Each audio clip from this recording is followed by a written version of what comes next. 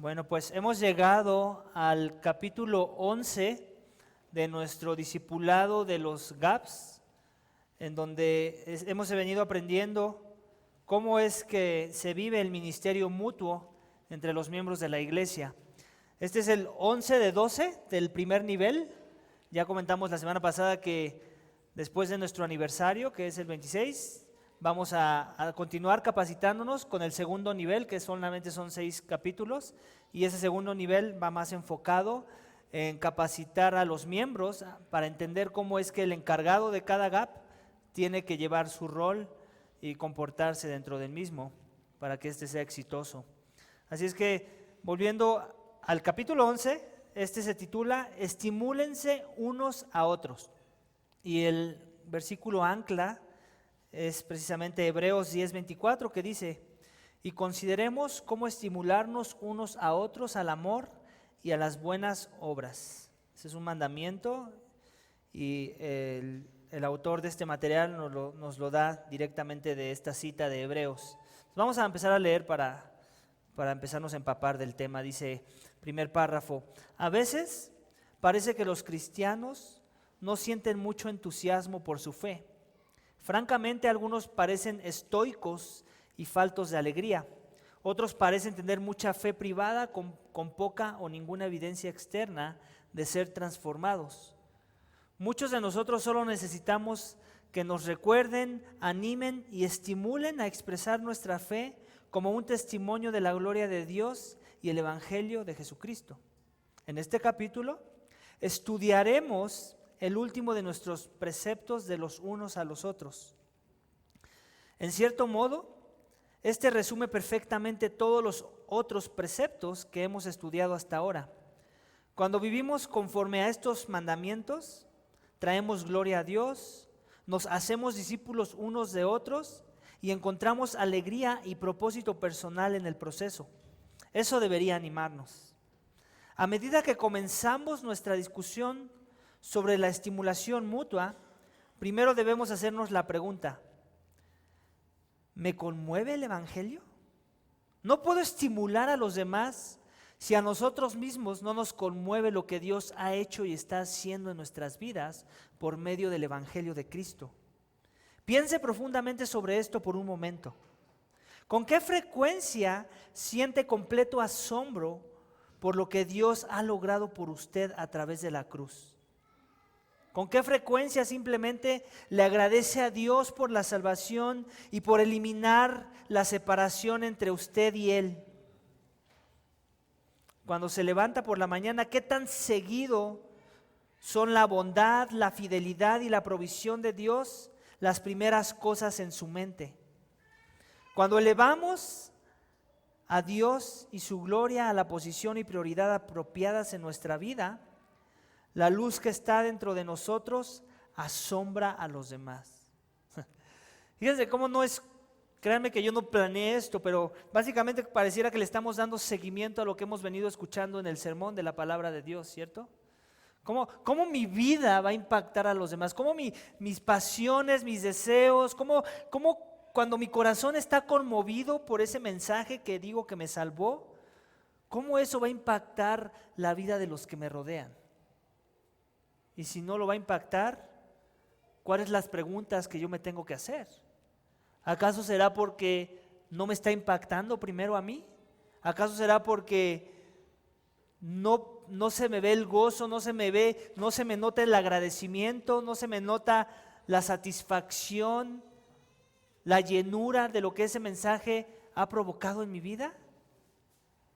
Y si la respuesta que encontramos es precisamente que no hay nada de eso, entonces no nos debemos de extrañar de que no haya ningún impacto hacia los demás, de que no impactemos a los que nos rodean, primeramente los que son parte del cuerpo local y después que se extienda a nuestros diferentes círculos de los que hablamos en el sermón. Entonces, pareciera una pregunta simple, ¿no? Así como que, obviamente me conmueve el Evangelio. No vayamos a la obviedad de la respuesta. De veras escudriñemos en nuestras vidas, en el corazón. ¿El Evangelio de veras me conmueve? Y si la respuesta es sí, ¿cuáles son los frutos de ese conmover en mi vida? ¿Cómo palpablemente alguien lo puede notar sin que yo le dé la respuesta de mi boca? ¿Cómo se ve que me conmueve el Evangelio? Y no nada más lo romanticemos, como es que es un mensaje muy hermoso, claro que me conmueve. Sí, tal vez empieza por ahí, pero ¿cómo me quebranta el Evangelio, por ejemplo? ¿Cómo me humilla? ¿Cómo me sensibiliza? ¿Cómo lo atesoro al nivel que quiero que sea el tesoro de los demás? Entonces ahí a ese nivel podemos estar hablando de una forma más práctica, que el Evangelio en realidad me conmueve. Es el mensaje que me conmueve. ¿Cómo consume mi mente la idea de compartirlo a aquellos que sé que aún no lo conocen? Por lo menos me molesta la piedra en el zapato de saber que hay algo que tengo que esa persona que está a mi lado no tiene y que sé que debe ser su última esperanza y que si muere sin esa esperanza muere en sus pecados y va a pasar a condenación. De eso estamos hablando. O sea, conmover, similar a lo que hablamos cuando cuando exhortamos a alguien, ¿no? Exhortar no nada más es, hey, tú eres un campeón, hey, Cristo murió por ti. Puede haber un aspecto de la exhortación en ese sentir, pero muchas de las veces en la exhortación, ya hablamos de eso en el estudio pasado o antepasado, no recuerdo, no necesariamente es así. Muchas veces la exhortación es una amonestación, muchas veces es hacerte sentir mal por tu pecado. Oye, estás pecando, estás ofendiendo a Dios. En ese mismo sentir es cuando el Evangelio me ha conmovido. ¿De qué formas te está conmoviendo el Evangelio esta semana? ¿De qué formas te está conmoviendo el Evangelio hoy, esta mañana? ¿Cuáles fueron esos aspectos que podemos decir que fueron usados para conmover tu alma y que estuvieras aquí presente? ¿Cuál fue la motivación? ¿Fue cumplir? ¿O fue pasión? ¿Fue amor? ¿Qué fue lo que te movió a sentarte en esa silla esta mañana? Cosas tan simples como esa nos van a ayudar a identificar si estoy siendo conmovido por el mensaje o simplemente si he caído en la trampa de la religiosidad. Y la línea es muy delgada, quiero advertirte esto.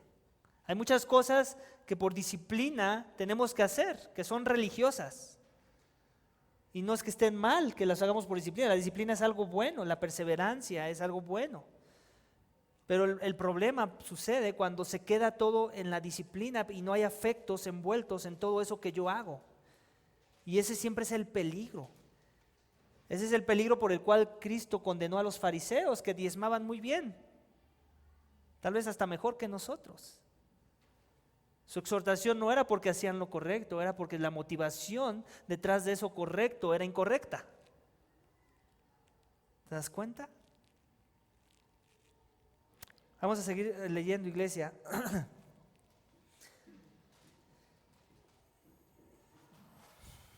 Díganme si estoy mal porque me han perdido. Recuerde el pasaje principal. Ahí es ahí donde me quedé. Recuerde el pasaje principal de nuestro segundo capítulo. Comenzamos nuestro estudio de los unos a los otros estudiando un versículo en el que Jesús dice que la gente sabrá que somos sus discípulos por el amor que tenemos por los demás. Juan 13:15.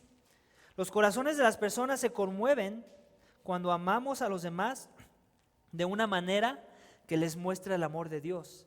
Mire la manera en la que el corazón de Pablo se conmovió cuando le escribió a un creyente colosense llamado Filemón. Filemón 1, 4 al 7. Dice esto: doy gracias a mi Dios siempre, haciendo mención de ti en todas mis oraciones. Wow. ¿Se dan cuenta ya del poder? Todavía ni hemos avanzado de terminar el primer versículo. ¿Por qué daba gracias Pablo por esta persona? Por una persona en particular, Filemón. ¿Cuándo? ¿Cada 8 días? Siempre, en todas sus oraciones.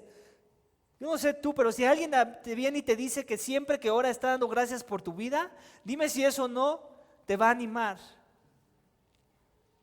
Claro que te va a animar.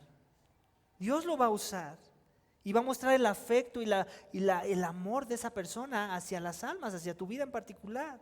Porque dice, continuemos, porque oigo de tu amor y de la fe que tienes hacia el Señor Jesús y hacia todos los santos. Ruego que la comunión de tu fe llegue a ser eficaz por el conocimiento de todo lo bueno que hay en vosotros mediante Cristo. Entonces, su oración va enfocada ¿a qué? A su crecimiento espiritual, a que todo lo que él conoce pase de la cabeza al corazón y que sea efectivo, como lo aprendimos hoy, en el día a día de esa persona. No nada más en conocimiento espiritual, sino en la aplicación correcta de esas cosas que son verdad. Dice, pues he llegado a tener mucho gozo y consuelo en tu amor, porque los corazones de los santos han sido confortados por ti, hermano. Pues no nada más era Pablo queriéndolo animar, sino era era animarse mutuamente, ¿cierto? Era estimular a un santo, pero al mismo tiempo reconociendo que ese santo estimulaba a Pablo de forma indirecta, tal vez sin saberlo. Era como un círculo vicioso, pero de la manera positiva, vamos a hablarlo en esa perspectiva. Era un gana-gana. Cuando estimulamos a otros, iglesia, nosotros somos últimamente también favorecidos en medio de esa estimulación. Y es algo de lo que también hemos hablado antes, ¿cierto? La cultura cristiana de nuestros días, el legado que nos dejaron nuestros padres tal vez, o esa iglesia que era muy tradicional del pasado en la que asistíamos, era que tuvieras cuidado de estimular a alguien mostrándole sus evidencias de gracia, no fuera que la persona se fuera a envanecer, ¿cierto? Dile eso a Pablo y te va a decir, ¿acaso no has leído lo que hablo de Filemón?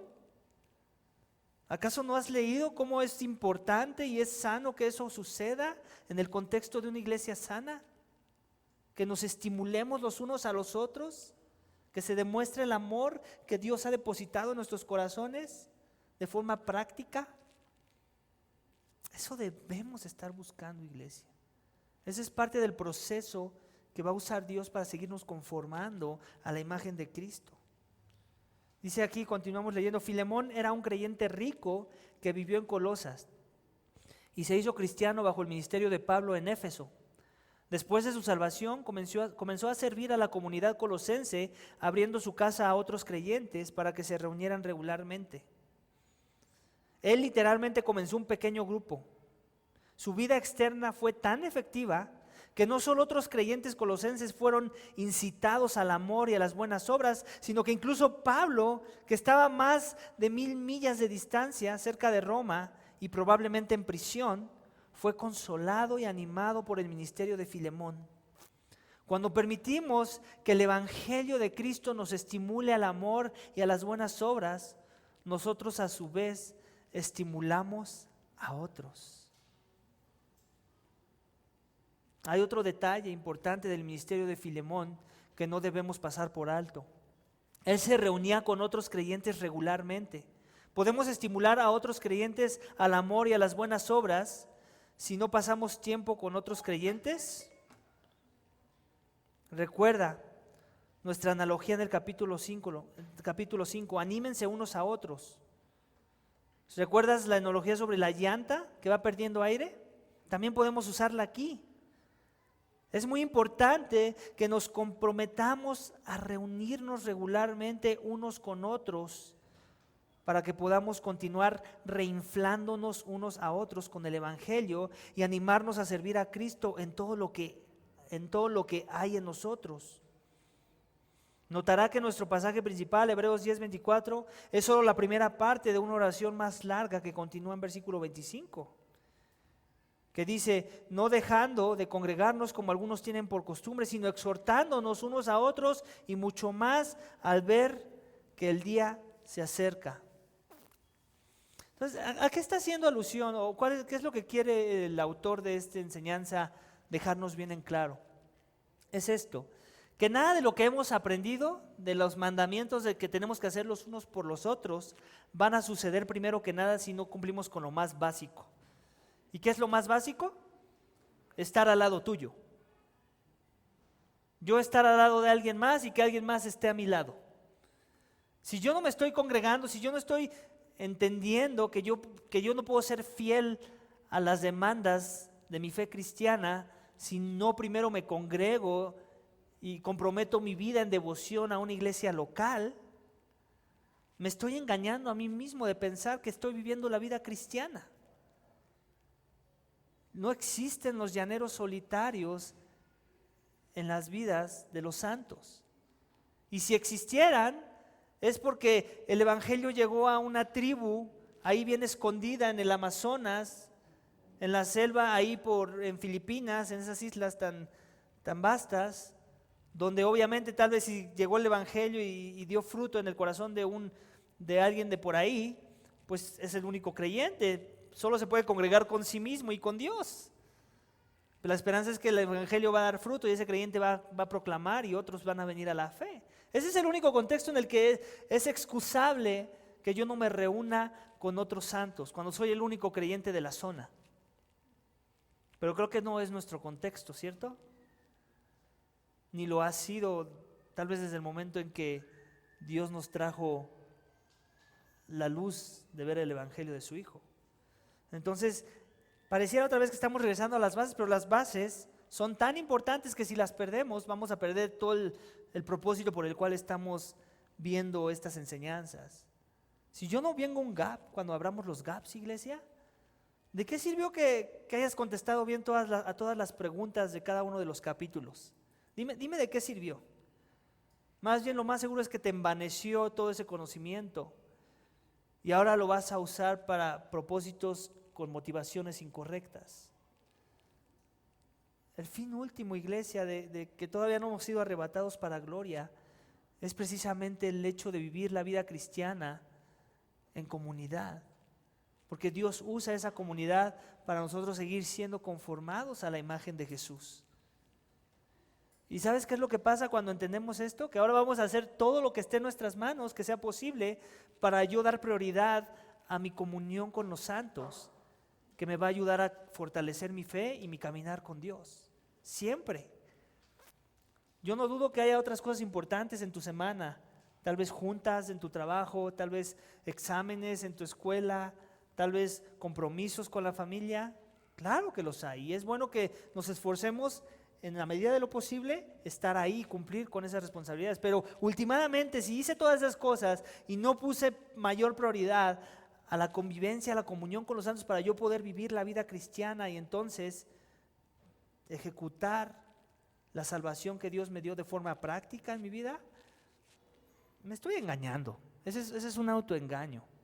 Es por eso que nunca el trabajo puede convertirse en una excusa suficiente para decir, por eso no estoy con los santos, por eso no me reúno. Nunca. Nunca. Ni la familia, ni otras cosas buenas que Dios nos da. Siempre la prioridad debe ser la congregación, iglesia, y lo vemos aquí. Es la forma en la que Hebreos nos invita a no dejar de congregarnos. ¿Por qué? Porque si no vamos a poder hacer todo lo demás que hemos aprendido en este estudio. Dice, congregarnos, siguiente párrafo, congregarnos es un asunto no negociable que viene con el mandamiento de estimularnos unos a otros. Debemos ser algo a lo que ambos nos comprometemos y que nos entusiasme. Debe ser algo a lo que nos comprometemos y nos entusiasme. En nuestro próximo y último capítulo, usted tendrá la oportunidad de comprometerse formalmente con las demás personas de su grupo para hacer una prioridad el congregarse regularmente y vivir los preceptos de los unos a otros. Juntos con ellos en comunidad. Nosotros como creyentes tenemos la oportunidad de ayudar a transformar la iglesia en algo que ilumine al mundo, comprometiéndonos con Cristo y su misión. ¿Cómo sería estimularse unos a otros en su pequeño grupo? Una de las mejores maneras para hacerlo es compartir testimonios de cómo Dios ha mostrado su gracia, guía y provisión en su vida. Cómo lo ha restaurado, cómo ha arreglado sus relaciones. Cuando Dios obra en su vida, esa experiencia debería animarlo a compartirla con alguien más. Un tema recurrente que hemos revisado a lo largo de este estudio es que reunirse en un grupo no se trata de ir, conseguir lo que se necesita y luego volver a casa. Un grupo se trata de crecer juntos en la semejanza de Cristo y de animarse unos a otros. Al igual que Filemón, cuando Dios está trabajando en nuestras vidas, debemos compartir ese testimonio con los demás para que se animen y participen en el trabajo de Dios que Dios está haciendo. Entonces, ¿se dan cuenta? Filemón fue de gran ánimo para Pablo. Les apuesto que a Filemón le cayó por sorpresa eso. ¿Cómo eso? O sea, mi vida te está animando, te está estimulando a que tú perseveres en tu fidelidad, en la comisión que Dios te ha dado. ¡Wow! Nunca lo hubiera pensado. Entonces, no subestimemos, iglesia, de cómo Dios pueda usar eso que ha estado trabajando en esta semana o en el último mes en mi vida para estimular a otros a caminar fieles en su fe con Dios. Es esencial, iglesia. Créeme que sí, Dios es más importante, Él debe ser exaltado, la gloria es toda para Dios, pero tú eres importante en ese proceso. Te necesitamos, iglesia. Si hay alguien aquí que no entiende que lo necesitamos para que yo crezca en la piedad, te estás perdiendo cosas básicas y esenciales de la vida cristiana. Eres importante, créelo. Es importante que vayas a tu GAP, créelo. Eres crucial si lo quieres poner en esas palabras. Nos perdemos de mucho cuando no vas. Nos perdemos de mucho aún cuando no vienes a esta iglesia. Tú te pierdes de mucho, es mutuo, es esencial. Para eso te salvó Dios, para reunirte con este bonche de pecadores. No para de repente que seas el póster de la persona super espiritual al que todo el mundo quiere llegar. El póster es Jesús. Nosotros simplemente somos sus discípulos. Y nos humillamos en querer caminar en sus pasos con el favor de Dios y con la ayuda del Espíritu Santo. Continuamos la lectura. Otra buena manera de estimularse mutuamente es comprometerse a servir juntos. Esto puede comenzar alentándose unos a otros a participar en el servicio en la iglesia. Puede que incluso piense en organizar una manera de servir juntos en la iglesia como un equipo. Algunos de los miembros de su grupo pueden ser nuevos en la iglesia o nuevos creyentes en general. ¿Qué podría hacer para ayudarlos a conectarse con otros en su iglesia? ¿Y cómo podría ayudarlos a servir allí? Usted puede incluso ofrecerse a servir temporalmente con ellos hasta que se sientan cómodos y conectados. ¿Qué tal servir a su comunidad como con su grupo? Una de las mejores maneras de estimular a los demás a amar y hacer buenas obras es salir a la comunidad, amar y hacer buenas obras. No es necesario que sirva en una organización o grupo religioso. A veces el simple hecho de ir y ofrecerse a hacer el trabajo de la casa o del jardín para los necesitados es la mejor manera de mostrarles el amor de Jesús. Okay. Entonces, en el sermón que aprendimos, que el acto más grande de compasión obviamente es llevar el evangelio. Pero eso no nos exime de mostrar buenas obras. ¿Recuerdan cuando abrimos los GAPs? También los abrimos con esta visión de que cada GAP tuviera un ministerio en particular en donde iba a impactar alguna área de la sociedad para que con la esperanza de que esa plataforma nos diera una plataforma para el evangelio. ¿Recuerdan que fue parte de lo que se planteó? No en todos los GAPs se cumplió, pero aunque ya hemos aprendido que lo más importante, la más grande compasión es llevar el evangelio, eso no nos exime de esforzarnos en buscar estrategias que nos ayuden a alcanzar a las almas con nuestras buenas obras, con el amor que Dios ya depositó entre nosotros. Entonces, eso no va a cambiar. O sea, los GAPs van a seguir siendo ese equipo que va a estar esforzándose en descubrir cuál va a ser mi área de impacto. Eso siempre. ¿Por qué? Porque ¿cuál es nuestro default? Ya lo hablamos en el sermón. La comodidad. La comodidad es mi default. En mi cuerpo caído me demanda confort, me demanda ensimismamiento, me demanda que yo soy el centro del universo muchas de las veces. ¿Y cuál es la forma más práctica de morir a todo eso? Por ahí vi en internet me gustó una cita, ni siquiera sé si es de algún autor cristiano, pero me gustó la cita. Dice, Dios nos dio dos manos, una para atendernos a nosotros y la otra para ayudar a nuestro prójimo. Una forma práctica de ver la realidad de cómo deberíamos estar buscando ser bendición para el mundo. Recordar eso, cosas tan simples, ilustraciones tan básicas como esa de, hey, tengo 2 manos. Qué bien se vería Cristo en mi vida si ocupo las 2 manos para bendecir a los demás y no nada más para propósitos egoístas de mi persona. Y eso es parte de lo que nos está invitando aquí también, a crecer en ese sentido. Y cuando nos esforzamos en eso, vamos a ayudar a nuestros hermanos a ser animados, a dejarse de enfocar tanto en sus problemas y ver que hay otros con problemas peores. Y que últimamente mi problema grande es nada comparado con la salvación que ya me dio Jesús. Y recordar que hay otros que no nada más tienen sus problemas más grandes, sino que no han resuelto aún el problema más grande de los problemas, que es paz con Dios, reconciliación. Pero solo eso va a suceder si entendemos y creamos esa cultura de animarnos los unos a los otros, de estimularnos a las buenas obras, de estimularnos a estar ahí. Lo he dicho en sermones pasados y no lo voy a dejar de repetir, y va a ser una cantaleta de aquí de vez en cuando en los sermones que vengan en el futuro. La persona más fiel para los pastores que están buscando una iglesia sana no es la que hace el gran show. El siervo más fiel y más sano en una iglesia local no es el que tiene muchos dones, tampoco. ¿Sabes quién es? Es el que siempre está ahí. Poca o mucha soportación, no importa, su perseverancia es lo que anima a la iglesia. El estar ahí. El estar ahí en las buenas, el estar ahí en las malas, el estar ahí cuando hay duda y confusión, el estar ahí cuando hay claridad y convicción. Eso es lo que quiere Dios de su iglesia. Y esa es una iglesia fuerte, una iglesia sana, una iglesia en la que Dios se glorifique y la cual Dios va a usar. Estar ahí, iglesia. Estar ahí.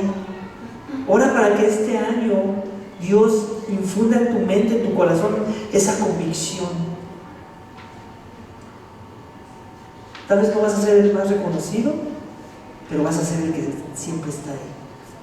Tal vez no vas a ser el que más se le invite a servir, pero vas a ser el que siempre está ahí. Tal vez no vas a ser el que va a lucir, pero vas a ser el que siempre está ahí. Y créeme que eso glorifica más a Dios muchas de las veces que el que brilla por un momento, que el que es usado muy poderosamente en un periodo de tiempo en particular. El que está ahí. El que está ahí es el que siempre va a animar a los demás. Siempre. Créelo. Créelo porque es verdad. Créelo porque lo vemos como Filemón recibe esas palabras de Timoteo que lo animan. Su vida constante, su perseverancia en su caminar con Jesús es lo que mueve al autor de muchos de los libros de la Biblia dedicar una carta que iba a ser parte del canon de la Escritura y que iba a llevar el nombre de una persona en particular. ¿Te das cuenta? Y ese puede ser tú. Ya no se ha abierto el canon, tal vez no va a ser, tú no eres parte del título del siguiente libro de la Escritura, pero puede ser tú en un contexto real de la iglesia que vivimos en nuestros días. La persona que vamos a recordar como la que nos anima porque siempre está ahí. Y con su estar ahí puedes fortalecer esta o cualquier iglesia local. No menosprecies tu estar ahí. Es muy importante para la iglesia y para Dios. Amén. Continuamos la lectura. Mientras reflexionas sobre este tema y te preparas para tu próxima reunión de grupo GAP, hagas estas preguntas de autoevaluación. Cuando estimulo, ¿estoy por lo que Dios está logrando en mi vida? Perdón, no está mal leído. ¿Cuán estimulado, estoy por lo que Dios está logrando en mi vida? Eso es importante, ya lo hablamos antes. Tiene que pensar porque yo crea que esto es importante, que yo esté conmovido por lo que Dios está haciendo en mi vida. ¿Con qué frecuencia me tomo el tiempo para compartir mi testimonio con otros? ¿Qué tan comprometido estoy a reunirme regularmente con otros creyentes? ¿Cómo estoy sirviendo al pueblo de Dios en mi grupo, en la iglesia y en mi comunidad?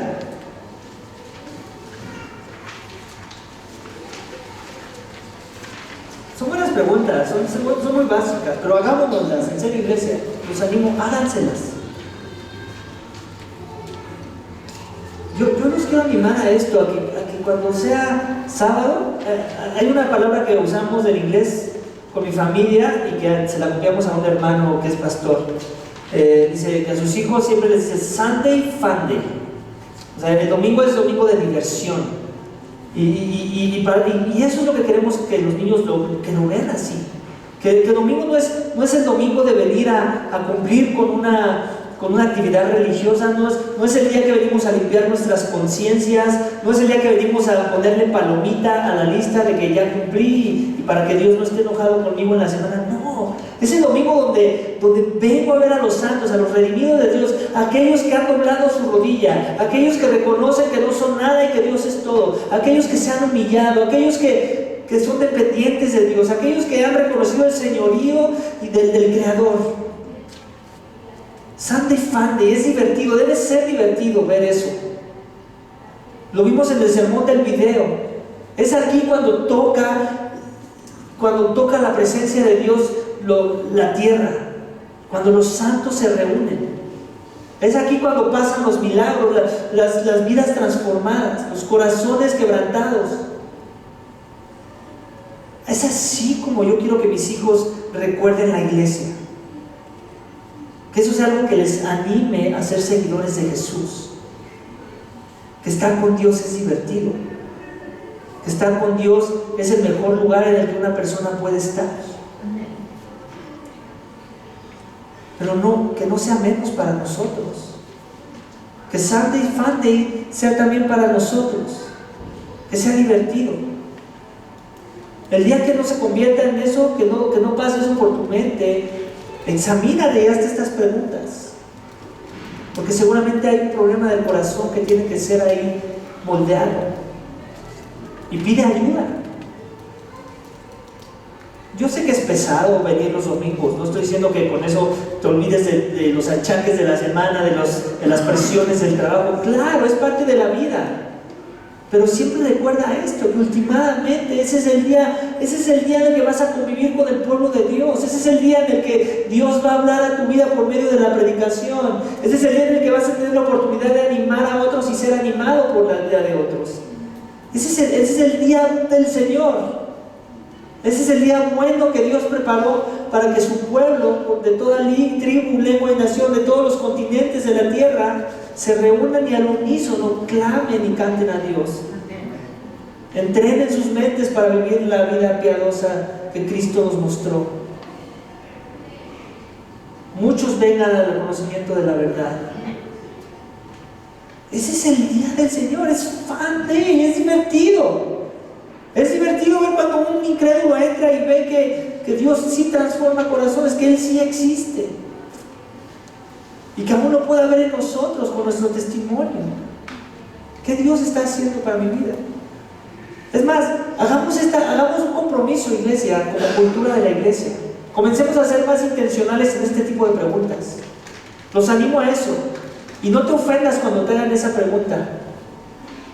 Hagámosla en un contexto informal también para que no se vea religioso. ¿Cómo está trabajando Dios para tu vida últimamente? Hácela al que está al lado de vez en cuando. ¿Qué te ha estado mostrando Dios últimamente en estos días? ¿Cómo está trabajando contigo? ¿Qué áreas te está demandando de tu corazón con las que estás luchando? De veras, hagamos eso, iglesia. No te sientas culpable de hacer esas preguntas. Al contrario, que esa pregunta demuestre el amor que Dios depositó en tu vida, porque estás preocupado por cómo está caminando esa otra persona en su fe. Y tampoco te ofendas cuando alguien te la haga. No quiere decir que la trae en contra de ti. No quiere decir que ya vio algo en tu vida que está mal y que necesitas. Claro que asume que hay algo que está mal, más bien, y que eso te ayuda a remover la ofensa. Más bien, agradece a Dios porque Dios puso de regalo en tu vida a esa persona que fue lo suficientemente amorosa e intencional para ir la extramilla contigo y hacerte esas preguntas que incomodan, pero que son buenas, son sanas, son bíblicas y últimamente van a favorecerte a ti y al reino de Dios. De veras, hagamos ese compromiso. Además, si hoy no te llevas nada de la lección, pero te llevas esa responsabilidad y la pones a la práctica, no sabes qué gran bendición vas a hacer para este cuerpo local. Para este o cualquier otro que te lleve Dios en un futuro, si es que esa es su voluntad. Iglesia, vivamos iglesia. Esas son formas prácticas de vivir iglesia, de dar evidencias de gracia, como Pablo lo hacía con Filemón. Mire ya cómo me bendice tu constancia. Mire, ya me bendice que cuando vienen las cosas difíciles, de que hay que sacrificar tiempo, tú aprovechas muy bien tu soltería para invertir ese tiempo en los santos, en la comunidad. ¡Wow! Sería padre que Mireia escuchara más seguido eso, ¿cierto? Y así cada uno de nosotros. No te estoy menospreciando si no escuchaste tu nombre. También tengo mi versión para ti. Lo importante es eso, que lo llevemos a la práctica, iglesia. Hagámoslo. Porque solo así vamos a moderar una cultura de reino. Solamente así vamos a impactar, como hablamos en el sermón, a las naciones. Cuando nosotros no tenemos ningún problema en exaltar lo que Dios está haciendo en el corazón de una persona. Con humildad, claro, sin la misconería, porque también tenemos que tener cuidado de eso. Pero genuinamente auténtico en nuestro corazón. Agradecer en la vida de otros la gracia que Dios ha depositado en ese corazón y cómo beneficia a la iglesia local. Iglesia, para eso también son los GAPS. No nada más para crecer en todo lo mal que estamos y verlo, aunque es parte de, también es para exaltar la obra de Dios en los corazones de los que ya han sido llamados y cómo el Espíritu está obrando en cada uno de nosotros según nuestros contextos y debilidades y aún fortalezas. Amén. Por último, vamos a leer las preguntas que vienen en la siguiente sección de la última página. Sin embargo, quiero abrir el tiempo a preguntas antes de que veamos estas preguntas. ¿Alguien tiene alguna pregunta al respecto con lo que hemos estado aprendiendo hoy? Más que una pregunta, pues un comentario. Creo que muchas veces podemos pensar que a lo mejor nosotros no podemos aportar algo valioso, a lo mejor porque no tenemos una gran madurez o porque no tenemos un gran conocimiento. Pero en una ocasión le preguntaron a George Whitefield, porque él era un gran predicador, de hecho se conoce como un gran expresión, y le llegaron a preguntar, bueno, díganos qué podemos hacer para poder tener esa pasión que usted tiene. Y él entonces dijo, lo que yo les puedo recomendar es que lean el diario de David Brainerd. Y realmente fue un hombre desconocido, si se sabe de él solamente porque escribió un diario que era para él, realmente fue un hombre desconocido y lo escribió pues para él, y su esposa era una hija de Jonathan Edwards. Entonces por medio de eso se pudo publicar, y cuando uno lee, yo no lo he leído completamente, pero he leído reflexiones de él, o sea, uno ve la pasión que ese hombre tenía, porque era un hombre que murió creo que a los 30 años, y era un hombre que murió de tuberculosis. Y él hace sus narraciones donde aún dice que a veces estaba con temperaturas ardientes y no podía ni siquiera levantarse. Pero hay otros momentos donde él narra de cómo estaba apasionadamente orando por el Señor y decía que a pesar de que se veía un día difícil en su cuerpo físico, pero uno ve la motivación que él fue y predicó a los indios navajos y que él tuvo esa pasión. Entonces decía George Whitefield que para él había sido una motivación para su vida, y aunque fue tal vez una persona desconocida, se conoce por ese diario, pero a veces esa parte, escuchaba que Pablo narra en el libro de Hechos 3 veces su testimonio. Entonces decía un comentarista, ¿por qué hace tanto énfasis Lucas? Podría haberlo dicho una vez, pero narra 3 veces el testimonio de Pablo. Entonces, a lo mejor tal vez no tenemos gran conocimiento, no tenemos muchas cosas, pero escuchaba que decía Paul Washer que en una ocasión fue una conferencia y que grandes predicadores fueron a ese evento y él también estuvo. Y él dijo, yo salí más bendecido del testimonio de 2 jóvenes, creo que uno de ellos era musulmán, que de los hermanos que tenían tantos años en el Evangelio, animó mi espíritu cuando escuché pues, la vida de esos jóvenes, cómo habían entregado sus vidas al Señor. Y entonces, a veces nos podemos llegar a sentir así, porque somos jóvenes, por nuestra condición, por nuestro conocimiento, pero siempre podemos aportar algo aún en lo poco que Dios ha hecho. Vale, gracias por compartir la reflexión. Y bueno, básicamente resume lo que ya dije, ¿no? No menosprecies tu estar aquí. Es muy importante para todos. No tienes ni la remota idea de cómo tal vez estás animando a una persona sin necesariamente estar parado aquí en el púlpito. Tal vez más de lo que la predicación pudo haber animado a alguien esta mañana, tú estás siendo de ánimo y de más edificación. No, por eso estoy menospreciando la palabra es central y es importante. Lo que estoy diciendo es que Dios puede usar esos otros contextos, esos otros testimonios para levantar, para inflarnos, como aprendimos hoy, ¿cierto? No menosprecies tu testimonio, no menosprecies la gracia que Dios ya metió en tu corazón y como esa pequeña transformación que tal vez tú no ves, pero los demás sí pueden ver y está siendo de aliento, de ánimo para movernos a nosotros con afecciones más profundas a Cristo. Más te animo a que si me gusta la idea de lo que mencionó el hermano, hay un libro que debería yo de leer más regularmente porque lo tengo y muchas veces lo descuido, pero cada que lo leo es así, ¿por qué no lo estoy leyendo más regularmente? Se llama El Valle de la Visión o de las Visiones. Es una recopilación de oraciones de puritanos.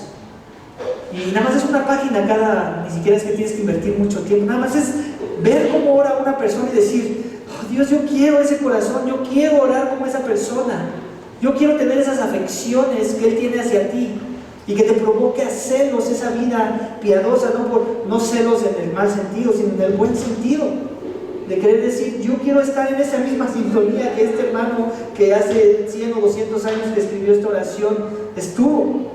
Y eso es algo bueno, eso es algo que me va a animar.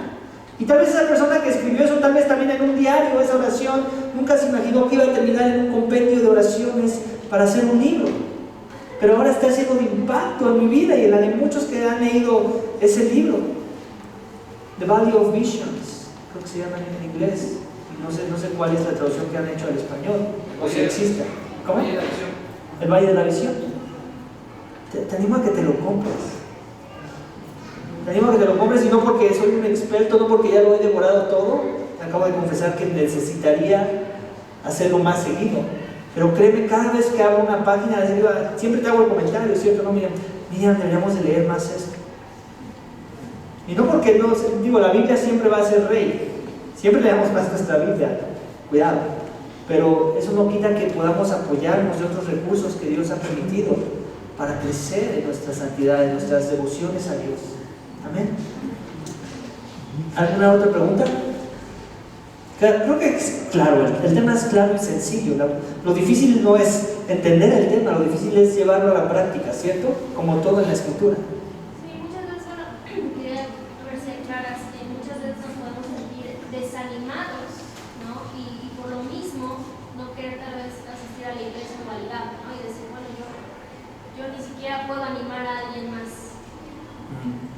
Sí, eso, gracias es una buena forma de aclarar ese punto, ¿no? Obviamente somos hombres y mujeres de carne y hueso, ¿cierto? No todo el tiempo tenemos un high espiritual, ¿no? No todo el tiempo donde nos paramos somos el que va a levantar al cuarto, ¿cierto? A veces, aunque no lo creas, lo que va a levantar al cuarto es verte en tu debilidad. Lo que va a edificar a otros es verte humillado, reconociendo tu pecado, reconociendo que la regaste. Eso es lo que aporta también a los gatos. De hecho, es lo que me atrevo a decir, es de lo que más aporta. Más que nos cuentes tus éxitos. Es tus fracasos y cómo Dios te está levantando en medio de ese fracaso. Es tu pecado y cómo Dios te lo mostró. Es tu debilidad y cómo Dios está fortaleciendo en tu debilidad. Eso es lo que edifica al cuerpo muchas de las veces. Con eso no quito que también tus victorias nos edifiquen. Va a haber ocasiones en las que va a ser bueno que nos cuentes esas victorias, pero viene de los dos lados. Las dos caras de la moneda son útiles para edificar al cuerpo. Así que no deseches tus derrotas, que nos benefician.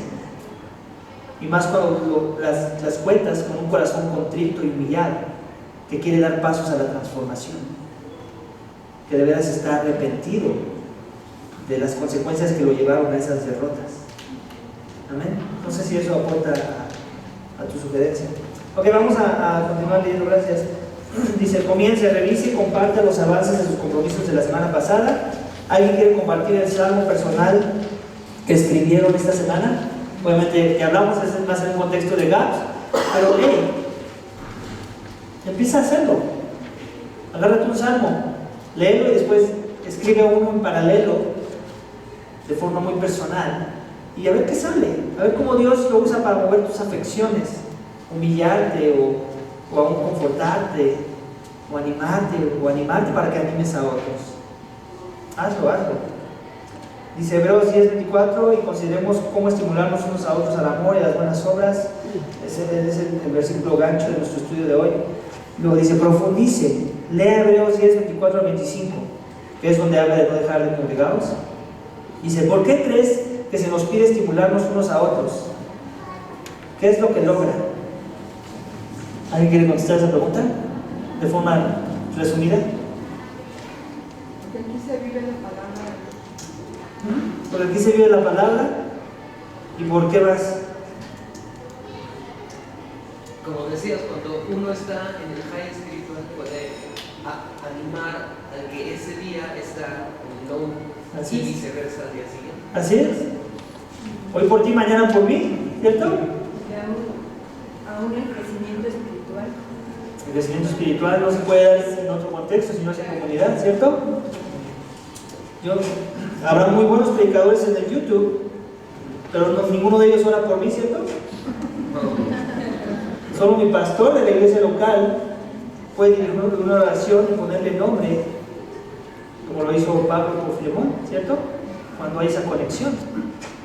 Yo creo que también creamos vínculos afectivos, porque cuando escuchamos la necesidad del otro hermano, nos llevamos esa petición y podemos estar orando durante la semana. Y el hecho de estar monitoreando qué tal, cómo vas, y tal vez si dan victoria, pues uno encuentra alegría, y si no es así, uno sigue comprometido con el hermano y va creando vínculos espirituales. Porque eso fomenta vínculos, fomenta unidad, fomenta devoción de los unos por los otros, entreteje corazones para que resplandezca el amor. Entonces es esencial el reunirnos. ¿Quieres decir algo? Sí, también cuando hacemos esto, eso nos ayuda a estar menos ensimismados, ¿no? Como tú decías, nuestra carne nos pide estar enfocado en mí mismo, pero cuando estoy en comunión con los santos y me entero de ciertas cosas que los santos están pasando, entonces ya dejo de enfocarme en mí y empiezo a enfocarme en mis hermanos. Claro. El reunirme con los demás me ayuda a morir a ese espíritu egoísta donde yo soy lo más importante, donde mi problema es el más grande, donde mi economía es la más baja, y cuando me entero que hay un hermano que no comió o que tuvo que ver de qué forma conseguía para comer ese día, digo, wow, por lo menos yo tuve que hacer eso. Ya había frijoles en la casa, por poner un ejemplo. Yo creo que otra cosa es que el convivir con los santos, animarnos unos a otros, es ponernos a prueba si realmente entiendo los principios de la Biblia, aplicarlos, ¿no? Y a mí me gusta leer también mucho, pero la Biblia, tanto la Biblia como los estudios que se ven y los escritos que hay, que son de gran edificación, no me confrontan directamente o no me ponen a prueba. Lo que me va a poner a prueba es la iglesia, el convivir con las demás personas. Y yo creo que la Biblia es tan santa, tan sabia, que no nos aconseja leer otros libros, nos dice, ahora lo que ya entendiste, ponlo en práctica en la iglesia, ¿no?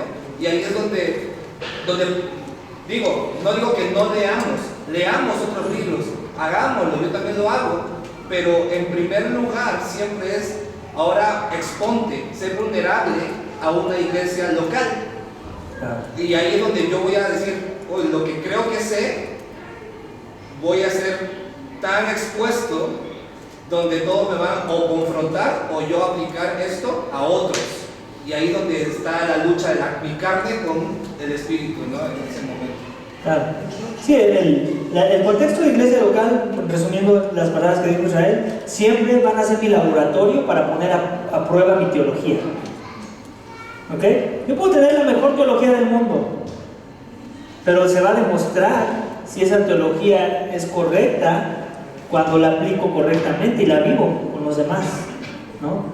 Me gustó un video que vi en la semana de Paul Tripp, Es un video muy corto que les animo a ver, está en la página web de Facebook, de nuestra página.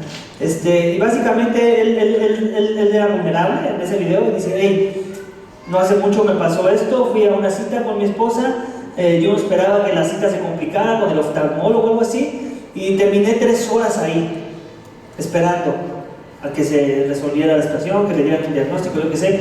Dice, y yo estaba frustrado, yo estaba enojado, ¿no? Y después, luego le vino el pensamiento de convicción, ¿no? De ¿qué onda contigo? ¿Por qué estás enojado? ¿No? Estás acompañando a tu esposa, ¿no?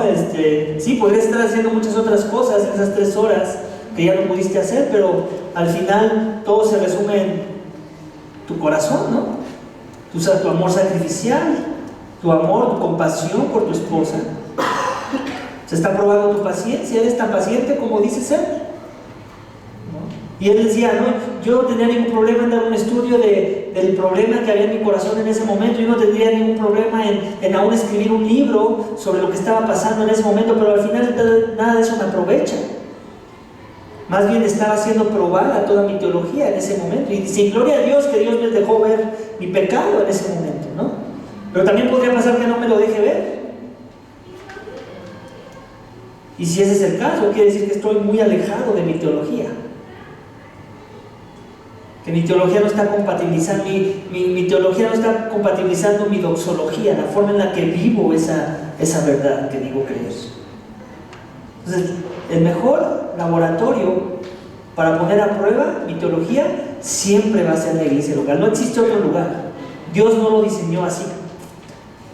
Alguna vez conocí a un hermano que decía, no, precisamente yo le estaba exhortando a que fuera más consistente en escoger una iglesia local y dedicar su vida en devoción a esa iglesia. Me decía, y yo ya no estábamos discutiendo un poco del porqué de la necesidad de hacerlo. Yo le decía, hey, es que es a través de la iglesia que vas a poder ver tus debilidades y bla, bla, bla. Y me decía, no, para eso tengo a mi esposa, como justificando que por eso ni me preocupo. Y yo en mi mente, ¿qué piensa? ¿Que su esposa es Dios? ¿Que su esposa no puede ser engañada por él? ¿O aún estar cayendo en lo mismo? Y que obviamente si nosotros estamos metidos en el mismo hoyo, pues ni siquiera nos vamos a exhortar porque nos gusta estar en ese hoyo. Necesitamos que alguien más que nos ve de fuera, metidos en ese hoyo, nos apunte al hecho de que estamos metidos en un hoyo. Pero sí se dan cuenta de la importancia de congregarnos por eso. Es esencial. Y aparte, él podría decir, no, tengo otras personas que lo hacen, pero tal vez no todas tienen el Espíritu Santo de Dios morando en ellos. Y tal vez lo más seguro es que si lo hacen, no lo van a hacer con gracia, o con misericordia, o con compasión, que es algo que se supone o se espera que sí suceda aquí. Porque el que nos mueve a hacer esas cosas es el Espíritu de Dios. Amén. Para la gloria de Dios. Tal vez habrá alguien que te marque tu pecado allá afuera en el mundo, pero te lo marca con fines egoístas, porque tu pecado le afecta. Nunca es porque primero ofende a Dios. ¿Te das cuenta de la diferencia? Hay mucha la diferencia. Porque ¿de qué sirve que haya transformación en tu vida si sigues ofendiendo a Dios en medio de esa transformación? Porque de todos modos tu transformación no le está dando la gloria a Dios. Y solo eso te lo va a hacer ver una iglesia local. Los que entienden que toda la gloria le pertenece a Dios. Amén. Por eso la importancia de congregarnos, o de no dejar de congregarnos como muchos tienen por costumbre. Amén. Bueno, ya vamos a acabar, todavía tengo tiempo, me quedan 6 minutos. Dice, ¿qué pasaría si decidiéramos no obedecer este mandamiento? ¿Qué daño hay en guardarnos nuestra fe para nosotros mismos? Creo que ya lo dijimos, ¿no? 3. ¿Qué tan conmovido está por lo que Dios ha hecho y está haciendo en usted a través del Evangelio de Jesús? ¿Cómo afecta esto a su testimonio de Cristo? ¿Cómo podría crecer en esta área? Entonces son preguntas de reflexión para que te lleves a casa y las pongamos en práctica. ¿Con qué frecuencia su grupo sirve junto? Hablando de tu GAP. ¿Cuándo fue la última vez que su grupo completó un proyecto de servicio fuera de la iglesia? ¿Qué pasos podría dar su grupo para crecer juntos en el servicio? Bueno, eso es algo de lo que se espera que empiece a pasar una vez que nos reunamos en los GAPs, ¿cierto? Ser proactivos en esa misión. y se crezcamos juntos. En su tiempo de toma de responsabilidad, ¿con qué frecuencia celebran las respuestas? Aquí se refiere a la toma en el tiempo de rendición de cuentas, está mal traducido. En su tiempo de rendición de cuentas, ¿con qué frecuencia celebran las respuestas o oraciones y las formas en que Dios está haciendo crecer a cada persona del grupo? ¿Qué también balancea celebrar con compartir las luchas y pedir oración? Mantener un diario con el registro de las oraciones contestadas es una gran manera de estimular a los demás. Eso es importante, eso es algo que recuerden para cuando estemos en los gaps. No nada más, ok, aquí tiene peticiones de oración y ya, y la siguiente semana todos nos olvidamos de quién pidió oración y por qué pidió oración, ¿cierto? Seamos más consistentes en llevar una bitácora de, a ver, el hermano tal, fulanito pidió esto, sultanito esto. ¿Saben por qué? Por dos cosas. Una, porque en el proceso también nos podemos discipular. Tal vez lo que está pidiendo esa persona es totalmente pasiones de la carne. Entonces en ese momento en amor decirle, hermano, más bien no deberías de pedir en esta dirección y ayudarnos aún en eso, ¿no? Y cuando sí está bien hecha la petición es darnos seguimiento y ver cómo Dios obró. Oye, cómo Dios obró, es lo que estamos demostrando, verdadero interés, amor genuino y que de veras queremos caminar los unos con los otros. Y cuando la persona nos trae buenas noticias de cómo Dios obró, tal vez no en la forma en la que la persona esperaba, sino la forma en la que Dios quería obrar, y que eso animó a la persona y nos va a terminar animando a nosotros. Gloria a Dios. Eso va a incrementar nuestra fe en Dios, ver cómo Él responde, cómo Él dice sí o no a las oraciones. Entonces recuerden eso, es parte del proceso de consolarnos los unos a los otros, de estimularnos los unos a los otros. 6. Tómense un tiempo para compartir testimonios entre ustedes acerca de cómo Dios ha trabajado y está trabajando en sus vidas personalmente. ¿Cómo llegaron a la salvación en Cristo? ¿Cómo los está haciendo crecer Dios en este momento? ¿Cuáles son algunas de las maneras en que Dios ha respondido sus oraciones en el pasado? Ya lo hablamos, es importante. Seamos vulnerables.